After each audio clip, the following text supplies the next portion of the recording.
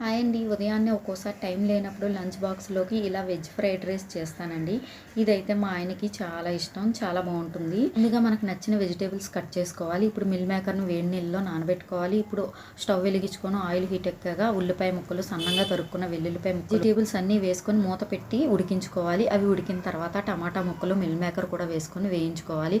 ఇది కాస్త వేగిన తర్వాత అల్లం వెల్లుల్లిపాయ పేస్ట్ ఒక స్పూన్ వేసుకోవాలి. చిటికెడు పసుపు, చిటికెడు ఉప్పు వేసుకొని వేయించుకోవాలి. ఇప్పుడు మూత పెట్టి 10 నిమిషాలు పాటు ఉడికించుకోవాలి. ఇవి బాగా ఉడికిన తర్వాత ముందుగా ఉడికించుకున్న రైస్ అంతా ఇందులో యాడ్ చేసుకోవాలి.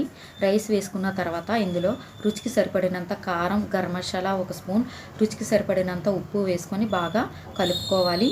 ఇదంతా బాగా మిక్స్ చేసుకొని మరొకసారి బాగా ఫ్రై చేసుకోవాలి. అంతే అండి, వెజ్ ఫ్రైడ్ రైస్ రెడీ అయిపోయింది. చాలా బాగుంటుంది మనం ఇంట్లో చేసుకునేది. మీకు నా వీడియో నచ్చితే తప్పకుండా లైక్ చేయండి. నా ఛానల్ని సబ్స్క్రైబ్ చేసుకోండి.